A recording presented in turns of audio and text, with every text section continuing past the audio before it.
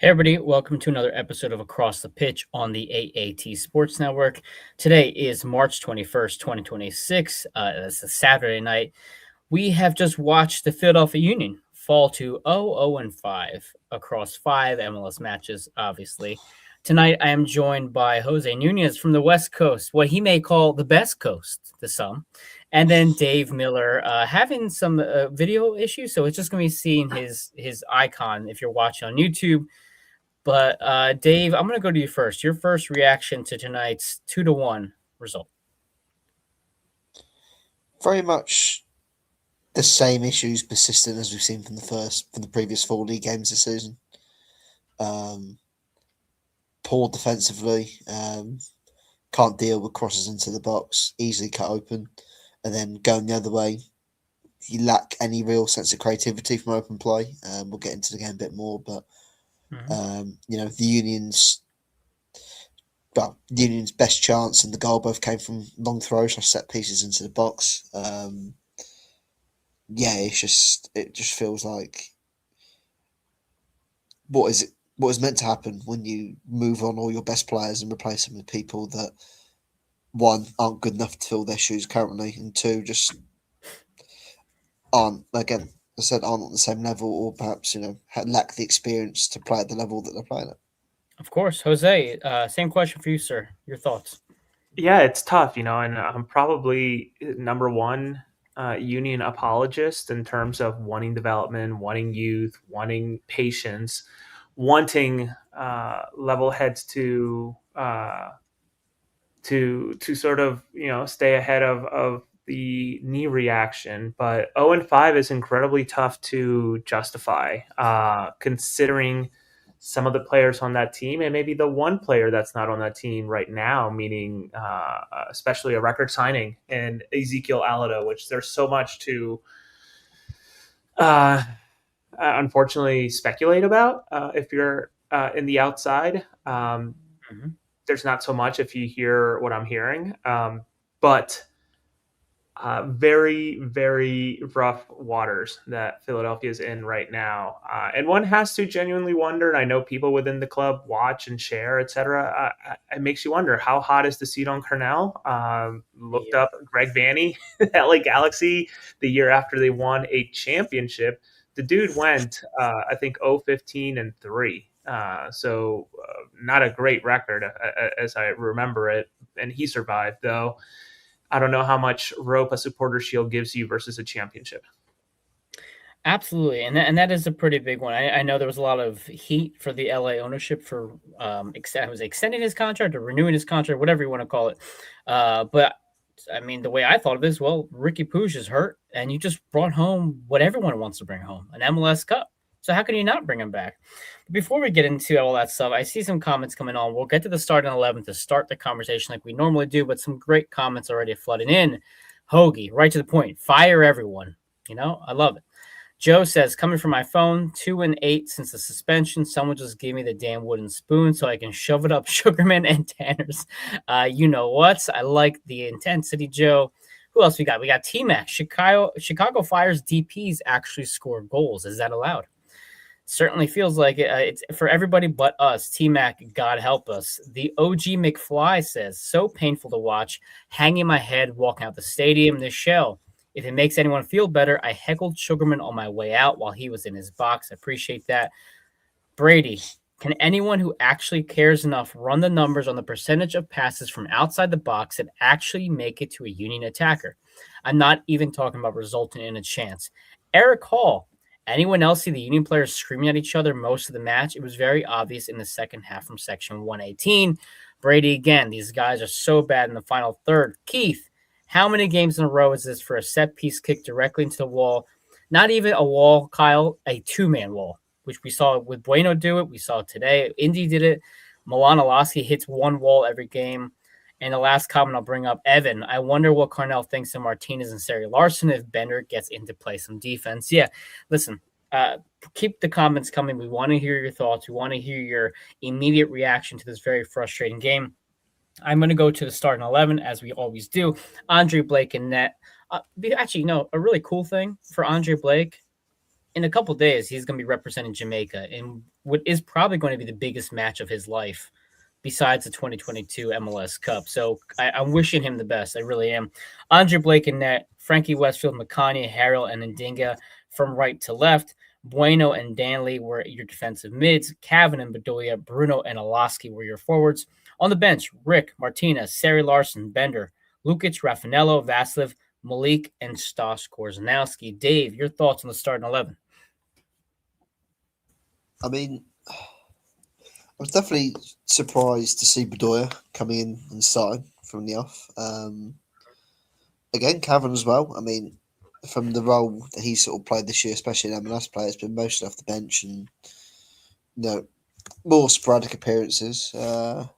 Defensively, as expected, I think Nate's spat the last couple of games, especially Nate's sort of been trusted more at centre back in MLS play. Yeah, I think the midfield was probably the bigger shock. Again, no Lukic as well. But yeah, I think I don't know if I missed anything. No Anello suspended or Anello has a grade 2 hamstring. Excellent. Yeah, the injuries keep on coming for the Union. They always seem to just have one or some guy with a knock. Jose, and were you at all surprised by the starting 11 tonight? Yeah, I got the majority of it right. Much like Dave mentioned, was not expecting Bedoya, though I have to admit Bedoya did fairly well, all things considered. Flicking the ball. Was it him that hit the post? Yes. The first half? Okay. Hit the post the first half, and then returned the favor in the second half. But Bedoya looked absolutely fine doing his two patented moves that the guy has. Really good at flicking the ball as the first man and really good at cutting the ball back. and then there's like sprinkling of other really good things in between, but those are the two best things that he does when he comes in. Yeah, I think Bedoya was the biggest surprise for me. I figured that Lukic would be on the bench and Bueno would get a shout for his performance in Mexico, which was stellar, I think, in my opinion. But it's something's not clicking, and I know we're going to dig a little further into that. There was that comment earlier from somebody mentioning the shouting or maybe the emotion at each other, meaning the players. I hate to speculate, but my goodness, even from watching from across the continent right now, I saw it the same way that maybe I think you did, Mike. You were at home. I don't know if you went and rushed back from home. From the cameras. It's a lot of frustration, I think, in that group right now.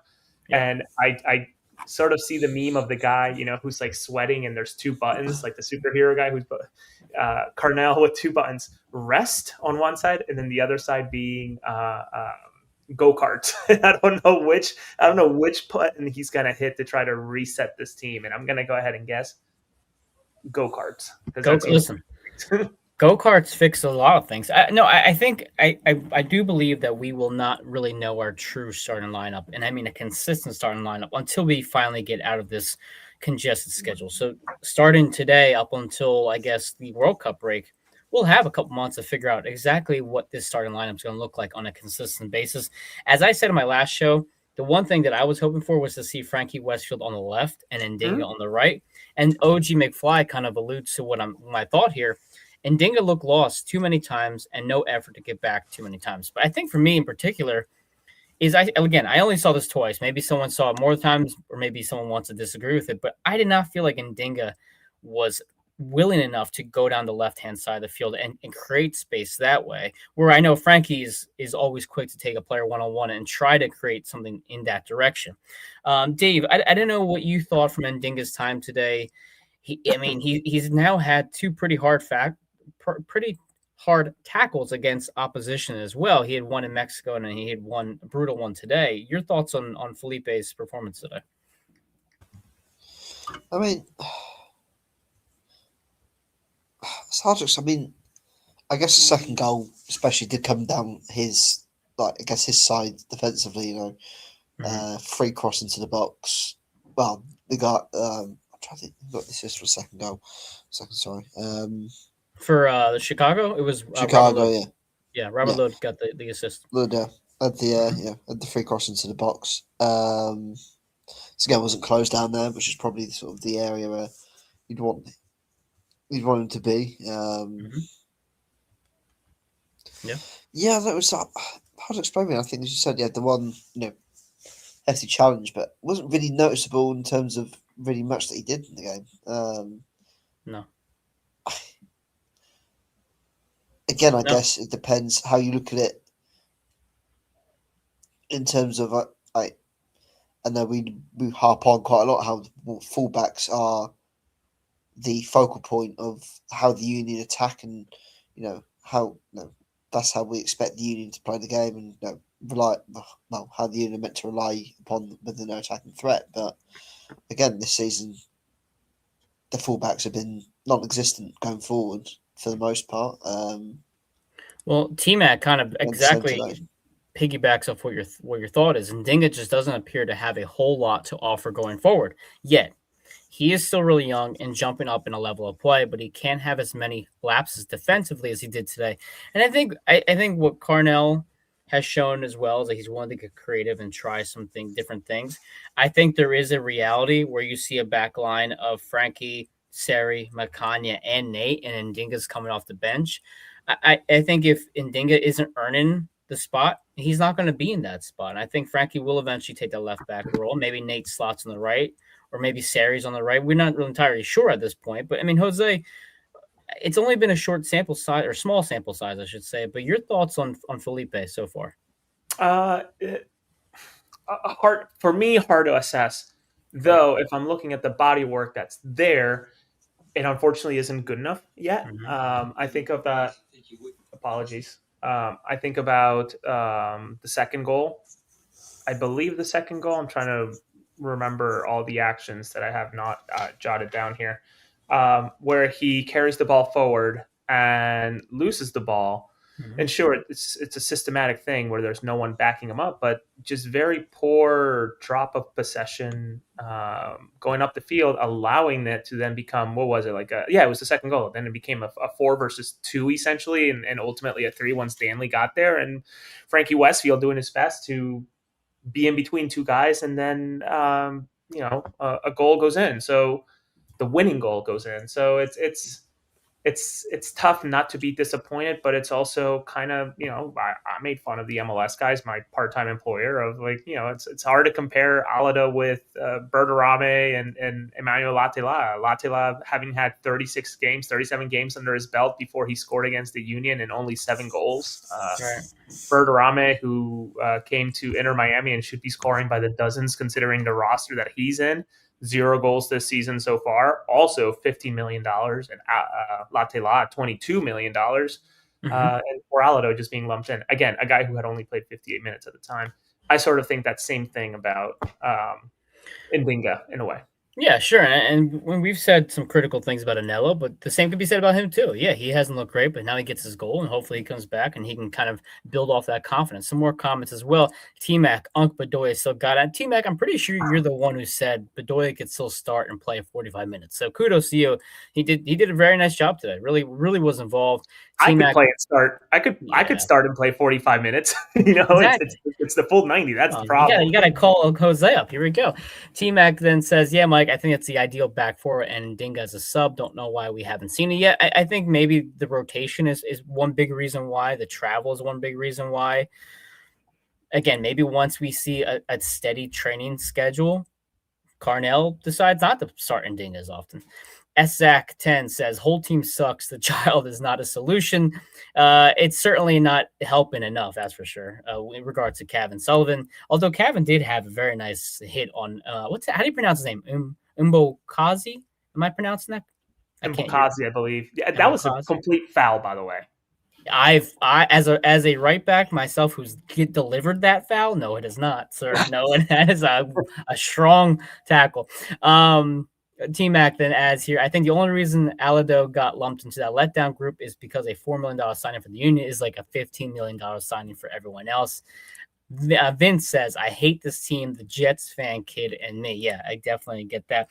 Now, let's look at the first half a bit more in a bit more detail here.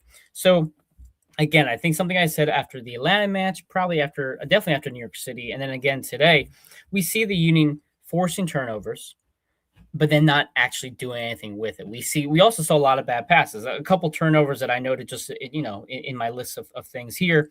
Bueno and Danley both had turnovers before the 15th minute. Westfield had a turnover in the 16th minute. Iloski had a turnover in the 18th minute. I don't know if you want to necessarily call this a turnover, but when you have set pieces that just hit the wall or don't go to anyone, I kind of view that as a turnover as well. That every time the Union had a chance to do something, it just felt like they could never figure it out in the final third. And even Danny Higginbottom, who I love, by the way, on any Apple call, fantastic job every single time he does it. He mentioned that the Union almost seemed like they run out of ideas in the final third, and they just don't really know what to do with the ball once they get there. And again, as we've seen now multiple times, the Union give up a goal first. And if you read my match preview, you know I put money on the Union giving up a goal first. But this is now a problem in every single match that was not against Defense Force. Dave, I mean, we've seen the Union give up early goals in the past. This isn't something new from this club, but this is a historically bad pace that they're on right now. I mean, the first goal was just astounding. One pass through. I mean, a pass in between your right back and centre half, instantly takes both of them out of the game, and then Kuipers, makes that attacking run towards the near post, and I mean, fair play to him. It's a great goal. I think it's a great header. I mean, with the pace that was put on the cross, I mean, to have guided it how he did into the goal, it was a great header. But again, who's tracking him? Who's marking him? Who's following him? It's a free header. A goal again. In another game that you've lost, you've conceded a goal from a cross. Another player unchallenged. We'll get to the second goal as well. Unchallenged, unmarked. You're outflanked defensively. You got a 2-on-2, 3-on-2 because again, other people aren't tracking back and doing their jobs and covering players and getting caught out too easily. It's the same mistakes week in and week out. And defensively, it was happening last year as well in instances. It's just the Union were that good going forward that they were able to win games 2-1, 3-2, whatever. Now that attacking threat is non-existent, and the big issues that were there last year and were present last year are now not being masked and covered up. And also, I mean, again, something we talked about briefly this past week in our post-game shows as well, something that I highlighted in my preview. Robin Lod is just a really nice addition for the Chicago Fire. And this team is getting healthy. I mean, Zinkernagel took a really hard shot. Obviously, I think he had some blood come down because they bandaged up his head. But when Zinkernagel comes out in the 26th minute, Bueno stays on, but Zinkernagel comes out for a concussion sub. Bueno would also be a concussion sub later on at the start of the second half. But Jose, I mean, Zinkernagel has been such a vital part of this attack of the past calendar year. You see him come out of the match. At that point, do you feel at all any more optimistic that Union can take advantage of him being out of the lineup? Can you repeat that again? I got a text message that I was not expecting. It's okay. Basically your reaction when Zinkernagel comes out of the match for Haile Selassie. Yeah, I almost feel like Haile Selassie almost brings a different gear speed-wise in terms of stretching the field, which is something that Philadelphia needs and is missing severely. So I almost see it like, yes, Zinkernagel might be the better player, but in specific setups against specific teams, maybe like a Philadelphia Union team, a team that's going to try to, block you and make it painful, which isn't very painful right now. Maybe a Haile Selassie is a better choice. What I'm more, and I'm watching Bradley Cornell nod just on the side here, muted. He's doing his press conference. Was Bueno's substitution? I was watching the Spanish feed. They didn't mention anything. Was Bueno's substitution called a concussion substitution? Yes. Apple commentators said it was, yes. See, and that's a shame because I wonder, that happened in what, the 20th minute? 26th minute is how I have in my notes. Okay, 26th minute.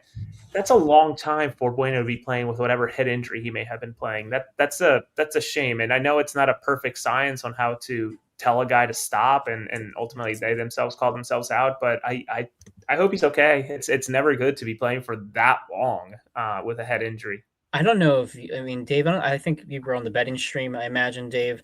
Jose, I imagine you were watching on Apple, obviously. But when you look at Zinkernagel coming off the pitch, you see him kind of reach for the water bottle, carrier, the one staff member, and you kind of see him stumble. I'm like, oh, he's really not coming back into this game. He looked like he was very out of it at the time. And again, I was surprised that Bueno also played. I mean, again, 20 minutes really at that point because he had stoppage time, a pretty significant. I mean, he had 7 minutes of stoppage time, so he played 30 extra minutes after that. That's some pretty gnarly stuff. Yeah.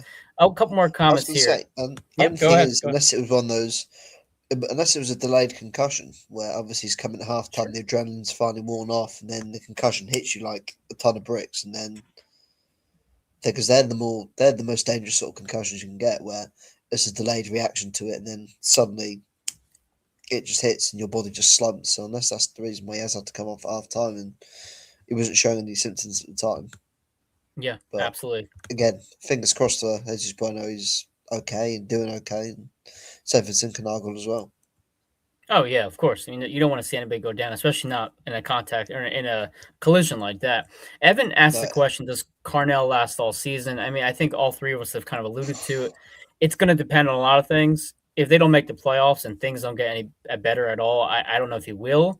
Do I trust the front office to move off from their boy Carnell? I don't know. We'll find out.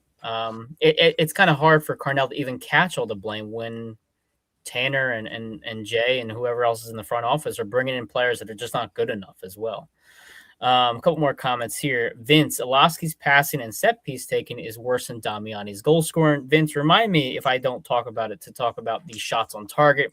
Once again, Bruno Damiani cannot get a shot on target in this match. Vince adds, open the curtain. He is available. Mandy, she's just got single, joined the show now. It looked like he stepped on Bueno's head regarding Zinchenko when he went down. And as someone who has had many concussions, sometimes they do not present themselves for hours, sometimes a day or two later. Yeah, so we'll see how Bueno does. But Jose, I mean, correct me if I'm wrong here, but I thought you and Todd had talked about opposing teams trying to go over the back midfielders of Danley, Lukic, or Bueno, whoever that might be. And I thought the Chicago Fire began to get a little bit more dangerous with their long balls. They had a couple chances where they were really able to stretch the back line and find open players. I mean, your thoughts on how they ended the first half and then obviously which led to the goal from Kuipers. Yeah, I think you're absolutely right. I think one great example, and I think I jotted it down on one of my six the hell is it? I have like 7 sheets of paper of just like taking notes and timestamps for videos. What led to the first goal, the Mbukazi pass, it was happening throughout. And first of all, let me back up a second. I'm going to go on a little one here. Sure. Chris Brady. If anything, everybody watched with all due respect, a player that maybe shouldn't be in that USMNT roster to get beat in that goal the way he did, how bad he is with his feet. Mm-hmm. Terrible. Yeah. Terrible. It should really open eyes to fans and people who know ball, press, whatever, just how much better Andrew Rick, not saying that Andrew Rick should be in the U.S. roster, but how much better Andrew Rick as he's growing, how good he is with his feet and honestly with his hands. That's first thing. The press is just so out of whack. And that's exactly what Chicago, I think, was taking advantage of in terms of, yes, the press is not working in the front, meaning that then the middle is getting exposed right away. And a lot of the passes just penetrated through the first line and sometimes even into the second, if not the third. So the first goal is a perfect example. And yes, sure, there was a deflection on Bueno that allowed the ball to skip right past Frankie.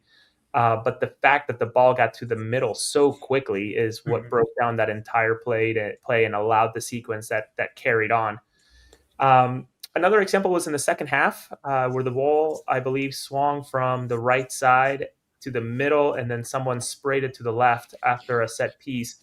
And Philadelphia just wasn't quick enough to move out of the box, allowing a player for Chicago to kind of have a free for all. And I think that's where there was a decent chance there.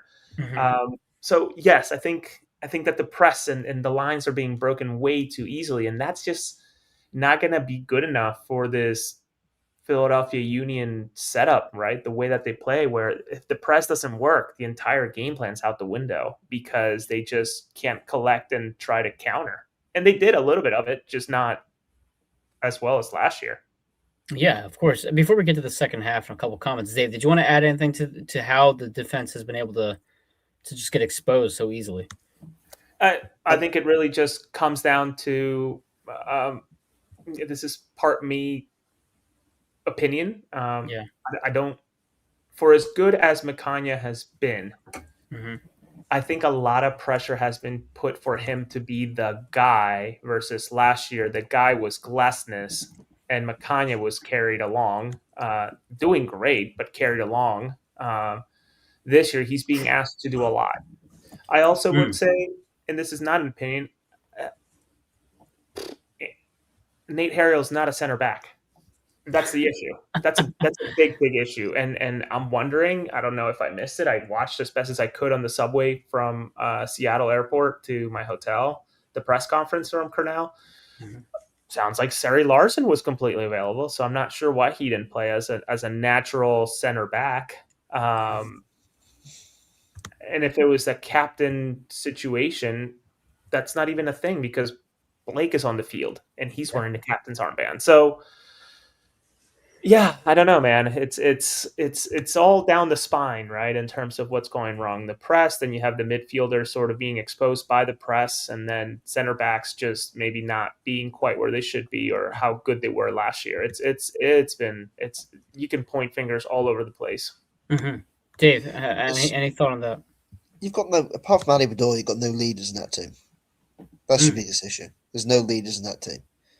Um, Again, it's all great having an experienced goalkeeper, but when you haven't got an experienced centre half to actually organise the back line and make sure the line's correct, everyone's marking their men and, guiding people around.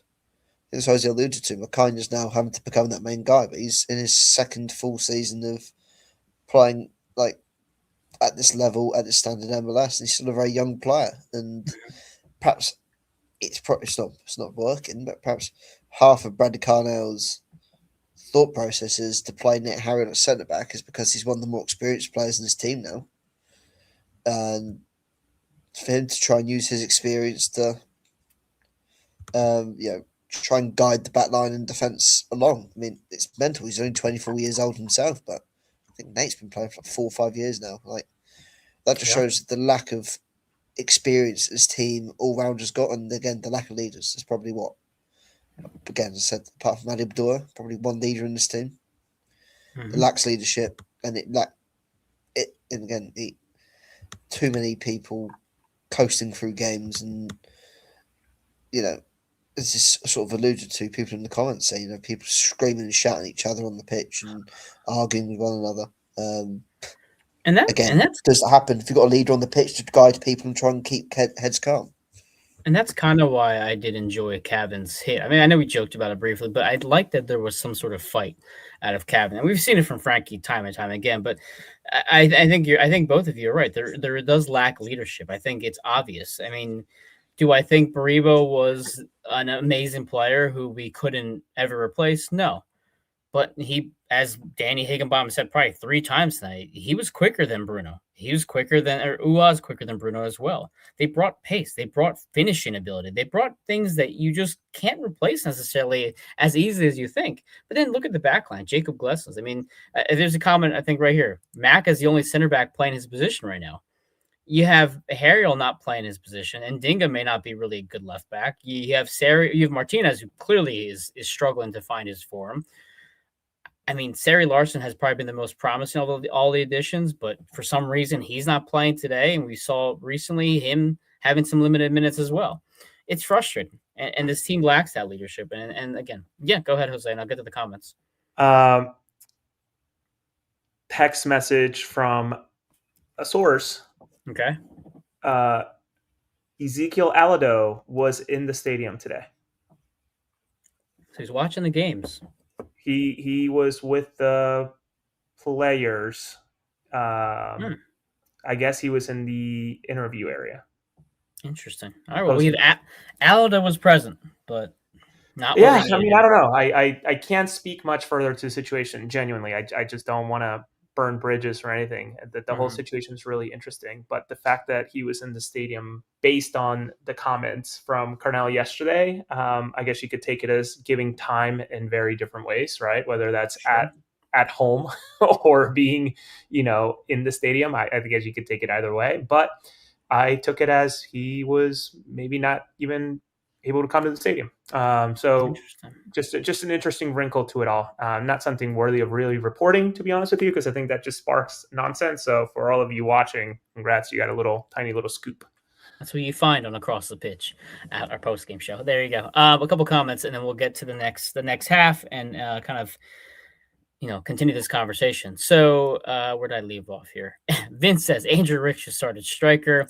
T Mac, Rick is already better than Brady. Yeah, I mean, I think if you want to talk about briefly that Union goal, Brady really miscalculated that header because I kudos to Milan Alaski for getting up there and giving it that touch to create that header and create that goal. But Brady, man, he really got to do better than that. Yeah, Evan says, is it because the players aren't playing the correct position on the back line? They very well could be. They just don't have chemistry. Again, kind of going to Dave's point, they don't have leadership as well. Sexy Hoagie, where was Jack Elliott? So Jack Elliott, as of Thursday, was battling sepsis, I think is how you pronounce it. So he's currently recovering. He's out of the hospital now. He's back home with his family. At this point, we'll see when he returns to the lineup. But, with Waterman and Mbokazi on the back line, I think Chicago should be able to hold down the fort until Jack Elliott returns. T-Mac, right on the money, Dave. Too much leadership loss. If the goal was to be competitive this year, that is. Ua, Glesnes, and Wagner all had a real leadership presence in the squad. Bedoya and Blake can't do it all, especially when Bedoya is not even playing on a consistent basis. Broken bones. Bruno finally was playing with an anger in the last 5 minutes of the match. He needs to play that way in the first 5, compete from the jump. Mandy, Bruno would run faster if he wore compression shorts. Now, here's the thing with the shots on target. Again, if you've been following my previews so far, I have highlighted every single total shots for each match, not including defense force, and I've included how many shots on target there have been for the Philadelphia Union. And we've seen players like Anello, Frankie Westfield, Nathan Harriel. I think Vasilev's had 3 shots on target this year. Bruno Damiani has not had a shot on target this year against MLS competition and Club America. Tonight we had, 1, 2, 3 shots on target. Indy Vassilev, Milan Alaski, Jesus Bueno. Now, again, I think we have seen Ty Baribo get a lot of slack. We certainly have seen Michael Ua get slack, and I think today was a perfect example of why he was so important and why he was underappreciated, or should have been appreciated more, rather. But Bruno Damiani is not able to get shots on target as of right now. Jose, again, I'm going to go to you first with your boy Damiani. Anything you saw today that maybe is preventing him from getting those chances, or is it just that the players around him can't get anything chemistry-wise and fluidity-wise to get him an opportunity? Yeah, as the number one apologist for Bruno Damiani starting as of last year, I really do believe that there's a good player underneath it all. I do believe, and can also be true, that the predictability of this team is one of the biggest detriments. I think it's also that when you don't have Kai Wagner serving you balls left and right, and a ball bounces weirdly off of a header that from trying to protect from a cross of Kai's, you find yourself in probably lesser positions and the ball's not bouncing that way towards you. So listen, man, he is having a very, very tough year. I think we sort of predicted it, all of us who kind of in our orbit that watch the Union and talk about the Union, cover the Union. And we were all wondering how this early match congestion, throwing in CONCACAF into it, would take a toll on the Union. I did not think it would be like this. not in a miles chance that I think that it would be, like this bad. So yeah, Damiani needs to step up. I think Ezekiel Alado, whatever the situation is, when that all comes out to light, needs to start scoring. Aneo is another player that I haven't been overly impressed with, and now injured for multiple weeks per Cornell. It's really the lack of signing a true replacement for Quinn, I think, is really killing this team. Sure, because I think as time goes on, Milan does not seem like he can carry that full burden on his own. Dave, did you want to add any comments on Bruno? Because again, we pay him quote unquote big money for the Union Standard to produce, and he's really not producing. And it doesn't even seem like he's getting his back turned to goal enough. Really, it just seems like he gets the ball, it's outside the box, and even if he does get a chance, there's too many people in the way. I mean, it doesn't have the service is crap. I mean, I can't think of one successful cross in the box tonight.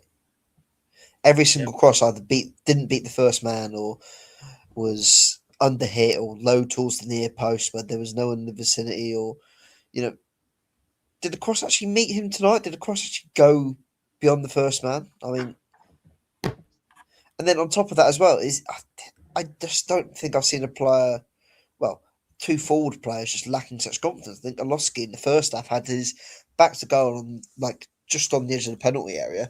He had space to turn and do something or try and get a shot away, and then tried flicking the pass on out wide and just got it all wrong and it got intercepted and the chance died away. I mean, see, again, sorry, go ahead. There's no service. The service is crap. There's no, and again, it's so easily unpredictable. It's all good, getting the ball out wide and trying to make crosses in the box, but if you're not going to beat your first man, if you're not going to get any height on the ball, or I mean, again, the guy's got no service. What's he meant to do? Go ahead, Jose. Did you want to add something to this, or maybe answer OG McFly's comment? Does Bruno not get himself in positions to receive the ball and score in positions? What I was gonna say to Dave is, Dave, he had very little confidence starting from the set pieces. My goodness, I think it took 2 minutes for me to find a clip of a really shitty service to post and say, all right, so it continues. And sure, the goal that they scored came off of a set piece, but the lightest set pieces, right, in terms of a throw-in. Yeah. But Ilosky did show confidence when he tried a scissors kick from outside the 18. Yeah. So, again, he feels confident enough to shoot from that, but when he's got his back to goal with 5 yards of space, he doesn't try his luck and try and have a shot on the turn. Or, I mean, again, alluding to the first goal, Bedoya won 2 first contacts in the box today, and one produced a massive save, and the other one ended up in the goal. Again, I think they were the only 2 players I can think of that won first contact for the Union in the penalty area this afternoon. Again, it's a striker, so it's so infuriating when you're not getting the cut, you're not getting the service, you're not getting, the sort of balls into the box that you need, or just in general. I mean, again, if trying wing play unsuccessfully, trying to get your fullbacks to be, your attacking creative spark isn't working, try something else. Try and play through the middle. Try and play. Damiani's a big guy. I mean, try and use him as a sort of target man, as a big body, big frame, big body, and try and play the game off him and have the players around him feed on the scraps. I mean, try something different. It's just... Also, this is where. So and that's the thing. So I mean, Chicago was 1-1-2, 2 losses entering today's match. Last year, their offense was great. Their defense struggled. They replenished and retooled their defense and their midfield with some pretty significant players. And if you're looking at how CONCACAF Champions Cup influences a team, and you see it across every single year, CONCACAF champion participating clubs struggle in MLS play. It just is. It's a natural part of congestion with schedule. But when you looked at this schedule before the year started, you thought San Jose at home, they gave up a crap ton of goals last year. We should be able to beat them. Atlanta hasn't won a home game since May of last year. We should be able to beat them. And I mean, even Chicago, I know they basically had 2 clean sheets. They basically clean sheeted DC for 85 minutes, whatever it was. We should still be able to handle them, and we just haven't. We've squandered some really good opportunities to get points. Even the New York City match, I think, Jose, you mentioned, you probably thought that was going to be a draw. You'd be like, okay, sure. We haven't gotten anything. And points-wise, and now it's just going to get harder and harder. At the same time, maybe this week-to-week schedule of just MLS is going to be beneficial, but to start out the way you have has been just very frustrating. You want to add something to that, Jose? I see you. Yeah, sorry, I was winding up because the thought hit me, and then I checked, and yes, Cincinnati does not play this week, which means that their next game against Montreal Actually, they play tomorrow. I apologize. Okay. The only thing separating Cincinnati and the Union genuinely right now is 3 points. Their win against Atlanta. Yeah. But I think the key differentiator for people to realize, meaning fans and folks in the press, is all things equal, Cincinnati spends a hell of a lot more money on players. I think Denke is worth as much as half of the team, if not a little bit more, his transfer fee alone.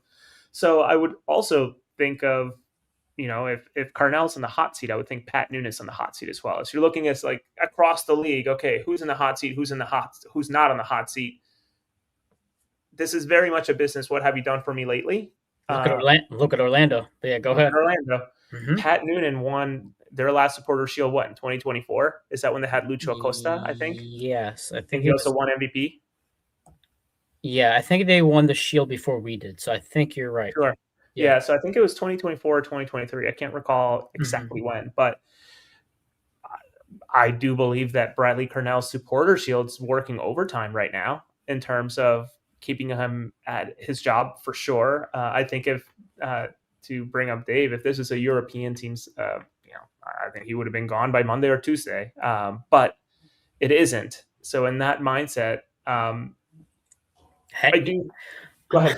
I was gonna say, you know what? You say that Celtic got rid of Nancy within a month and a half. Hey, he's available. Last time I checked.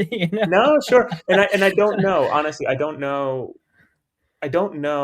that Carnell's the problem.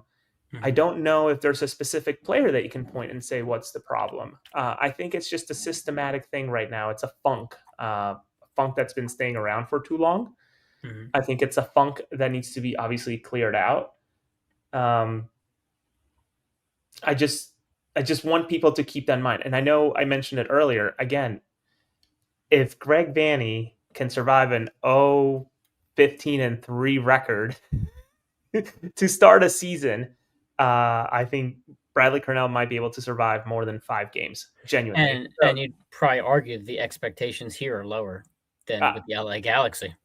Correct. And sure, Ricky Puig had his injury and this and that, but they have Marcus Royce, they have Royce, they have others, right? So it's really interesting to see how different markets, let's call it, approach all of this. I don't know that it does the club any good to switch managers right now based on how they're built. I don't know that it's a team that's very malleable in terms of changing to different styles of play with the personnel, right? Where like you think about other clubs, again, to go back to Europe, right? Like if you take a team like Manchester City or Barcelona or whatever, the players are good enough that you could switch whatever way they're playing into something else with a new manager. Sure. I think the Union are personnel wise kind of locked into one model or maybe 2 tops, and it's probably hard to find a player that fits that. So again, I'm not calling for anyone's head, just kind of adding more perspective on what's going on across the league. Of course. Let me get some comments because listen, we have 154 people watching right now, so let's keep comments coming. Appreciate the feedback, the commentary. We try our best to get what up, Mark? As entertaining as possible. Yeah, Mark watching there. Kai, hard to judge any of the players when our entire structure looks horrible. You can't have that level of turnover with those caliber of players and expect anything.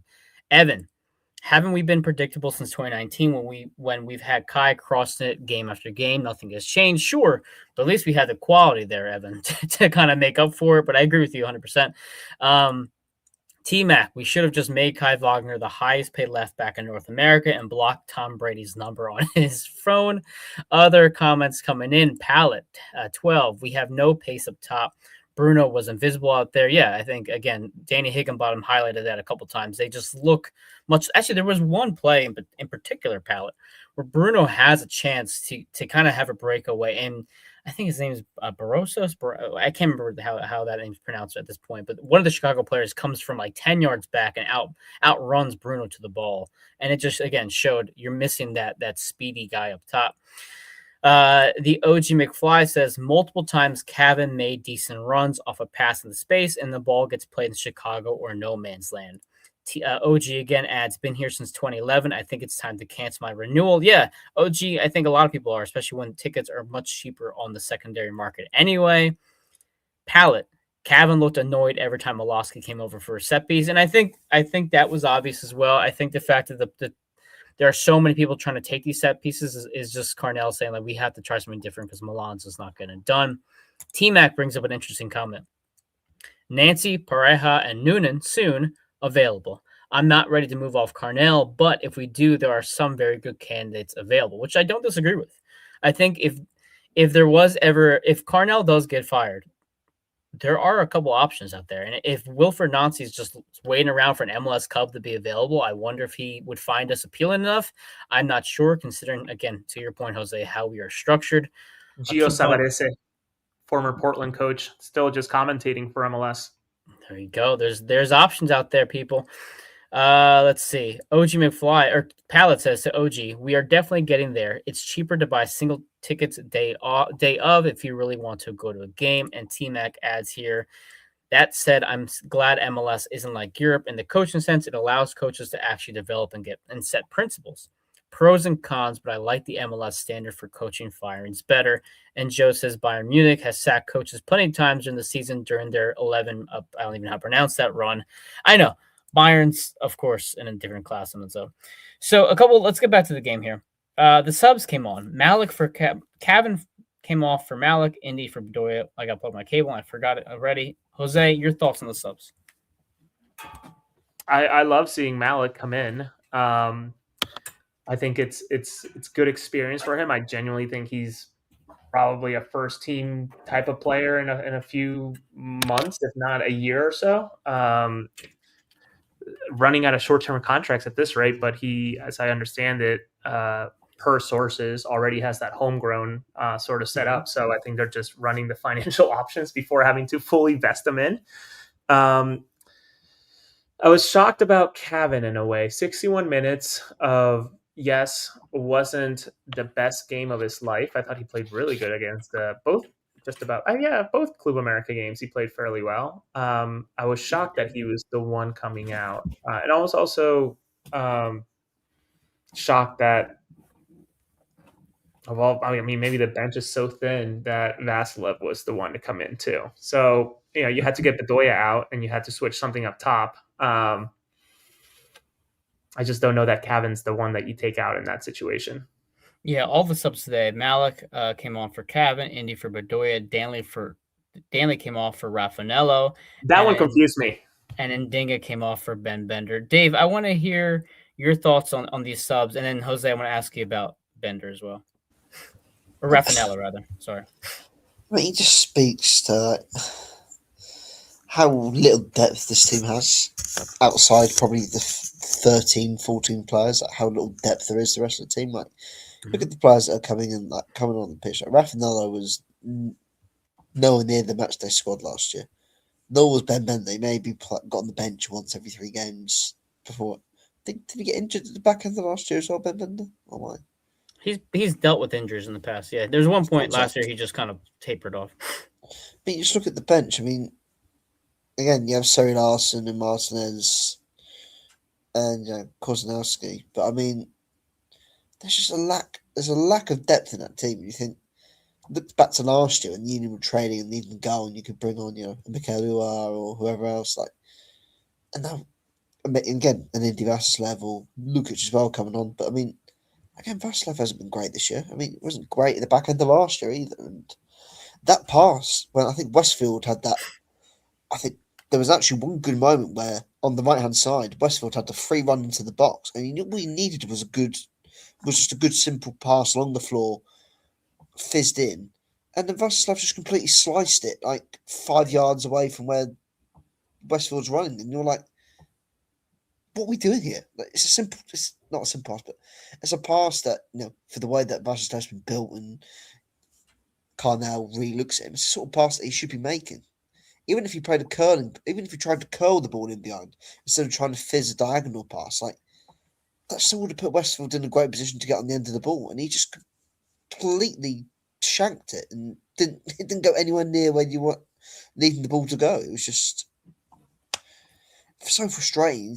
Those are sort of players that in a team like that they have got this year, those are sort of players that you're expecting to make that step up and become, the bigger creative outlets in this team, and they just him and especially he and Lewandowski especially, but just under delivered massively this year so far. I mean, again, we're only got five games into the MLS season, 9 games into the whole season, whatever. But I mean, again, there's just been such a lack of creative output from the guys who you look at and say you're sparks. And so, like, again, I think as Jose said too, it's like bringing on Raffanello for Dunley. Like, yeah, Jose, what did you think? 'Cause I thought that was confusing as well, but I want to hear your reaction to it. About who specifically? I'm sorry, about Raffanello and Danley at the substitution. Yeah, the Raffanello one was confusing to me. Unless the ankle was bothering Danley from that earlier in the first half challenge where he went down and had to get some service done to it. I don't get it. I also don't know why bring Ndinga out for Bender when you're chasing a game, unless it's injury or maybe he just isn't match fit yet. I totally recognize that he's still early in his Union tenure, but was kind of surprised by that. And we have a little treat here in a few minutes, maybe 50 seconds. Good friend of the show, Todd Lewis, shared Alejandro Bedoya's comments after the game with us. So I'll make sure to share that with Mike so we can try to play it should we have enough time. But awesome. I am also in painfully slow Wi-Fi. So let's see if we can get it done. 3 hours later. So here's the thing. I know Kyle Almany, and I'll bring up a couple comments in this soon as well, but Kyle Almany mentioned about 2 or 3 weeks ago, Raffanello has not exactly done anything bad, but he's not exactly done anything good either. He's kind of one of those guys who gets his minutes in. He contributes to a couple good passes. I think he had he was involved in the Marcus Anderson goal last year, I believe. That might have been his key moment over his tenure. But I see that come on. I'm thinking, yeah, maybe it's injury related for Danley. Oh wait, yeah. Jose, did you just add the video to the studio?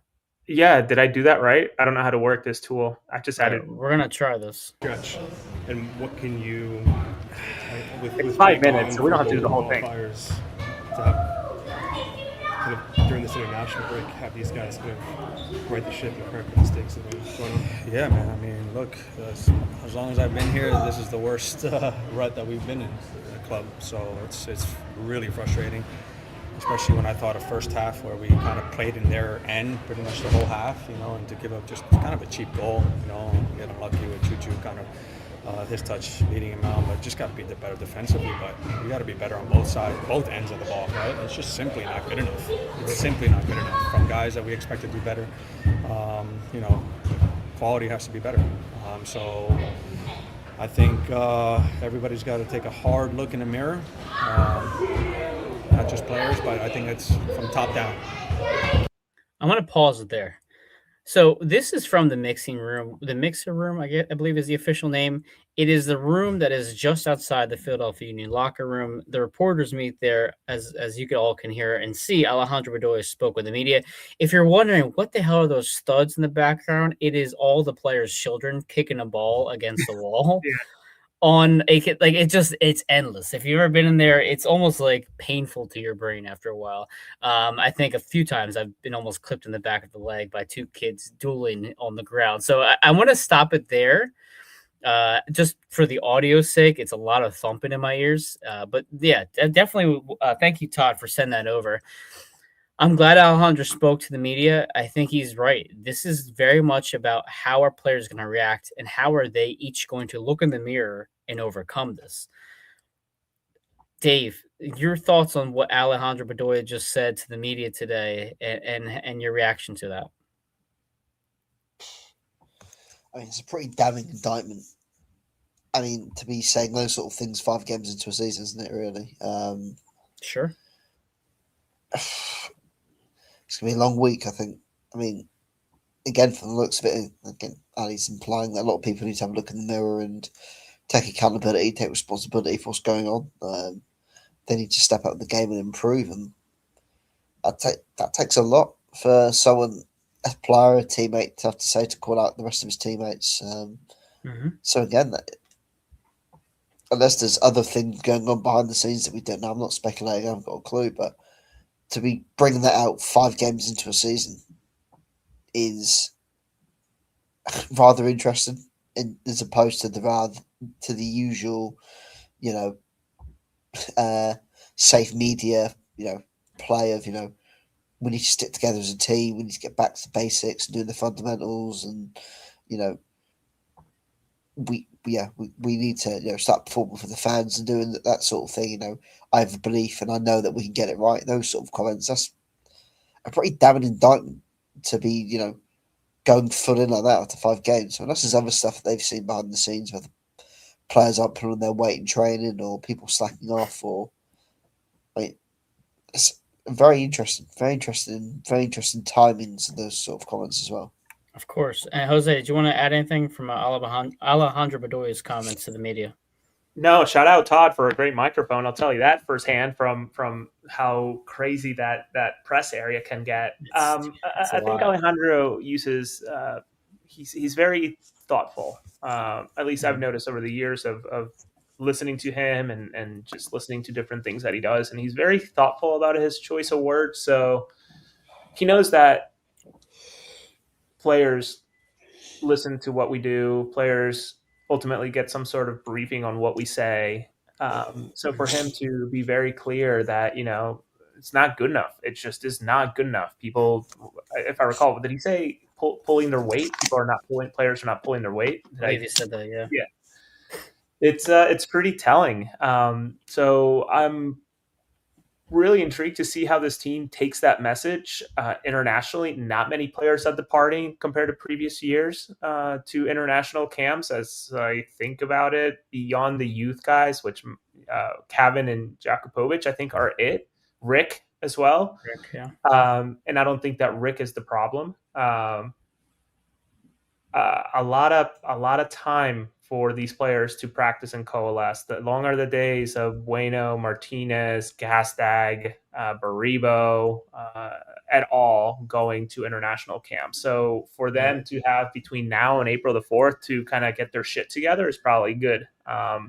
Sure. And they're really going to have to do some deep soul searching to figure out how to get this around, because it's going to be tough against Charlotte. That is not a bad team at all. Not a bad team at all. I don't know that there's a bad team in the East this year outside of Philadelphia. Honestly, Columbus might be up there. No, Columbus is up there as well. A couple comments, and we'll kind of segue briefly into that conversation with Charlotte. So, wrong comment. Evan says, why doesn't Carnell ever let Cavan play a full 90? Again, there's speculation that the Man City might be influencing the minutes there. But yeah, I would love to see more time from Cavan. Maybe in a week where we don't have Club America and a trip to Mexico booked as well, we see more time from Cavan Sullivan. But yeah, I'd like to see him play 90. Matthew, I'll get to your question in 1 second. Mandy, it's not that we have bad pieces. They just don't go to the same puzzle. I think that's a great analogy. Absolutely great analogy.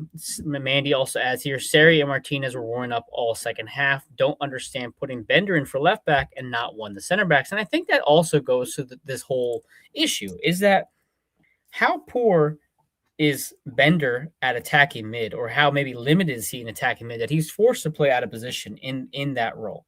How poor has this front office done in finding a true facilitator from the left-hand side if they have to put Ben Bender there at your left wing back or left full back to try to generate that? How poor has the Dave, take it away. Go ahead. So Ben Bender, you're putting 2 centre-backs on the pitch just for the sake of putting them onto the pitch, I guess. We've seen Ben Bender play, as a left-back previous games. So, that doesn't shock me. I think as well, especially in that sort of late stages of the game, you're trying to get yourself back in the game. You don't. I don't know. I just think, again, why would you put us? We've seen Ben Bender play left back. It's clear he's backup left back this year. That's obviously why he's been brought on, rather than bringing on a centre back who, Won't offer you enough Again, in I the don't think attack. either of them. Sorry, Mhm. one won't offer anything in the attack. Probably haven't got the same pace that all ball control or ability on the ball that perhaps Ben Bender does have. And I mean,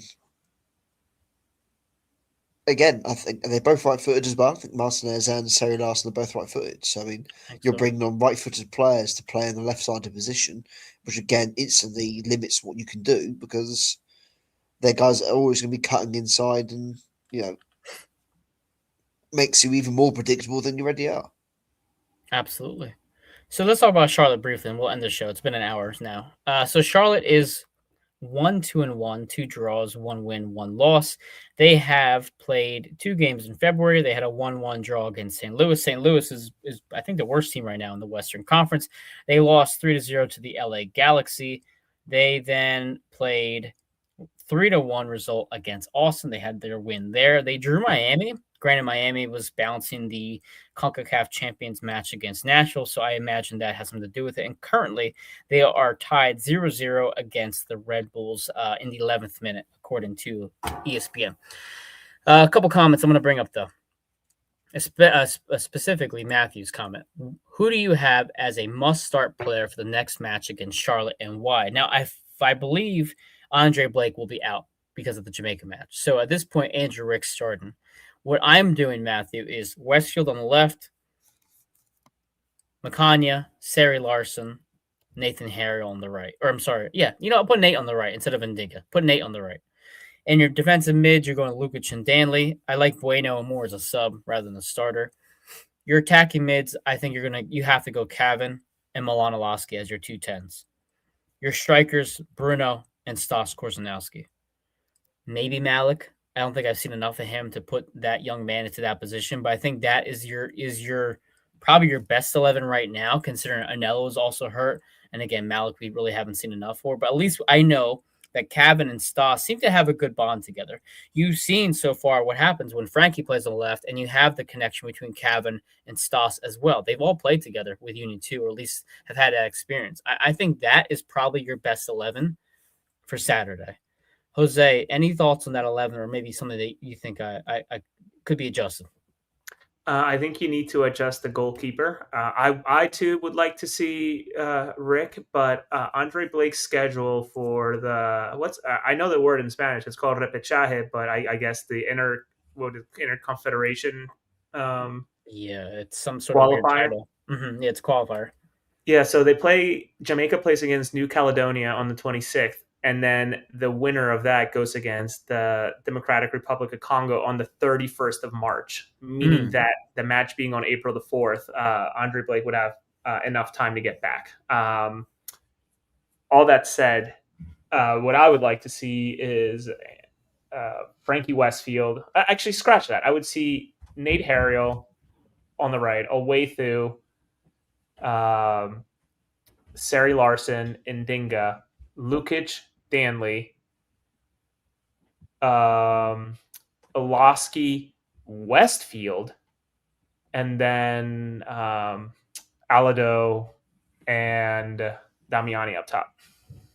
Okay, Somewhere, yeah. I would like to see Frankie Westfield go up a little further, maybe tuck in and play a little bit of a 10, if not be on the right side, pumping balls in with his right foot. Gotcha. Okay.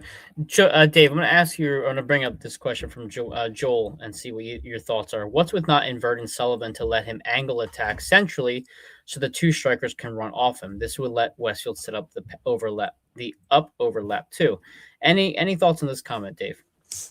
I mean, again, it's worth trying something different. I mean, what's the worst that could happen that hasn't happened in the first 5 games of the season in terms of your creative and attacking input? I mean, try something different. Let a guy. I mean, again, I think Cavan is naturally more of a number 10 player anyway, just in that hole beyond the striker. And again, he'll probably find more joy there. Probably have more options to get the ball to, and again, he's probably in terms of his dribbling, his pace, and being on the ball.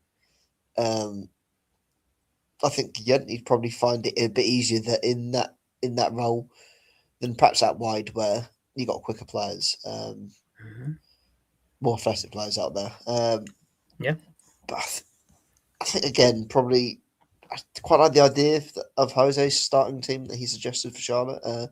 Maybe swap Westfield and Dinga around. Maybe letting Dinga play a bit higher up. He hasn't got to worry about the defensive responsibilities. He can just try and focus on using his pace out wide and actually having a guy stay on the touchline and just be a natural winger rather than playing a bit more centrally and a bit more narrow and actually having some pace up there rather than, having a Vasislev and Oloska who both aren't the quickest players and quite frankly aren't probably the most skillful, aren't the most reliable on taking players, and taking players on. Have a guy who's not just tell Dingus like, look, play on the left wing and just try and beat your man every single time and try and have them play on the back foot and see what we can do there. I mean, you might you've signed him for a left back. You might have unearthed the gem and he might be a very good left winger.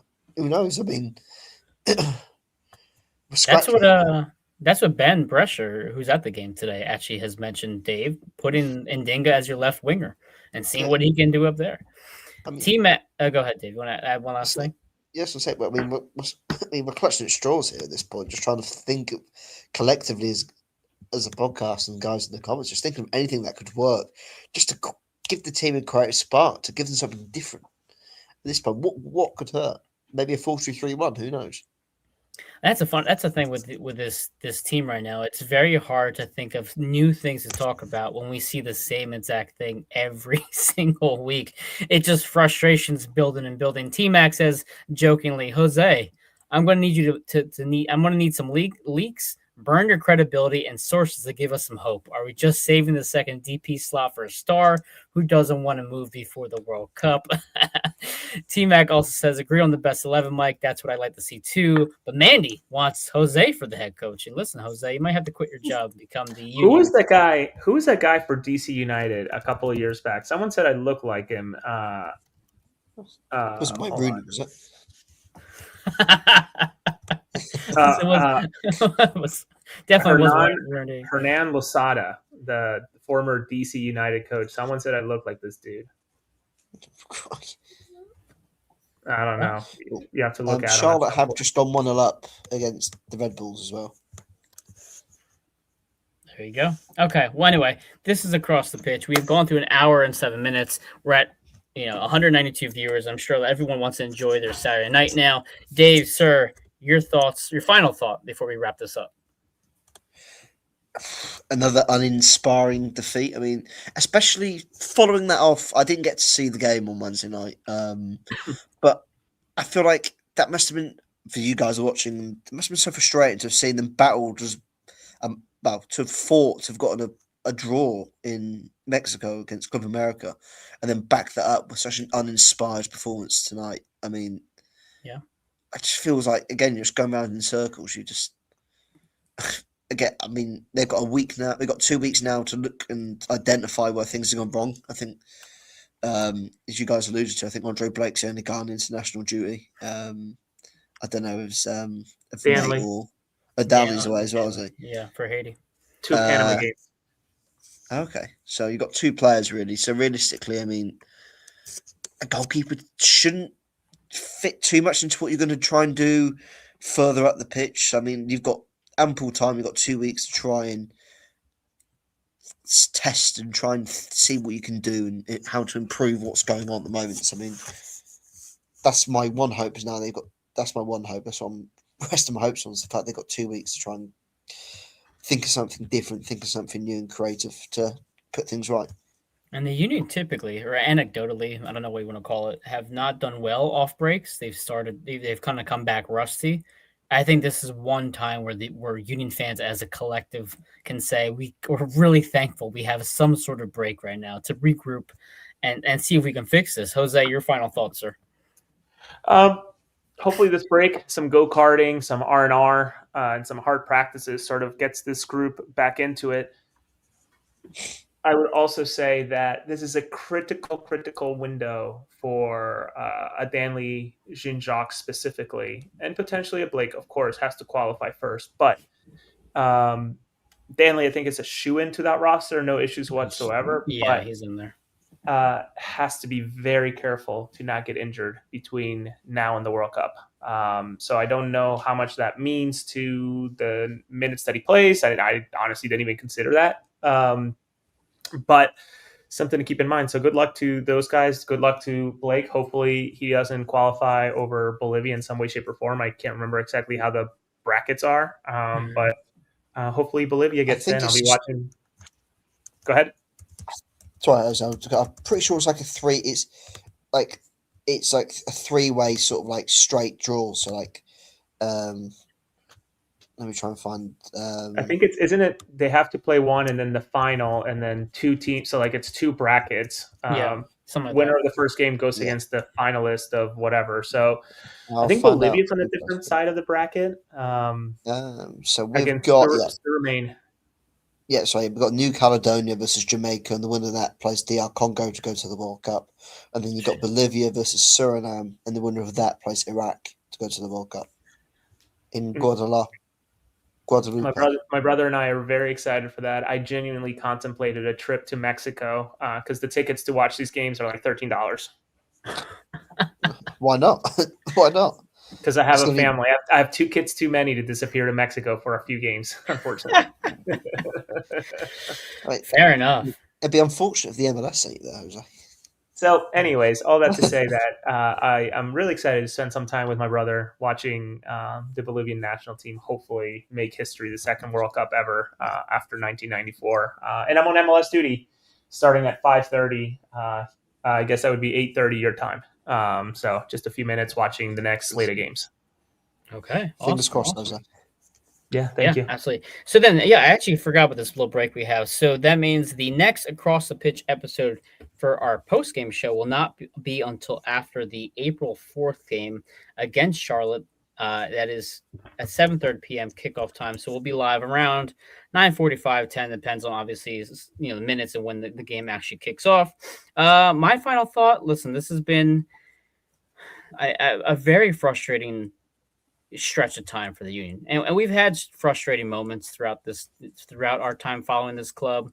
Lately, not so much. I mean, we've had some success, but this has been a tough stretch, and I think Alejandro Bedoya and company in that leadership of that locker room have a lot on their plate right now, and I'm not envious at all of them, Bradley Carnell, whatsoever. The boo birds that we heard in Chester were absolutely warranted, and we'll see what comes of it. But again, this is Across the Pitch on AAT Sports Network. That is Dave Miller. I know you can't see him, but he's usually a very handsome British man. He's up there. He's Dave GFC Miller on Twitter. We have Jose Nunez above me right here. Jose R Nunez 91. He covers MLS really for MLSsoccer.com. He does stuff on his Substack. He helps us on AAT Sports as well. So follow him for amazing content as always. Appreciate the nearly 200 viewers tonight. Really great stuff. Eric ends here. Thanks for making my trip home from the stadium back to Lancaster County enjoyable. Oh, at least we gave you that, Eric. I appreciate it. And everybody have a great Saturday night. Go Union.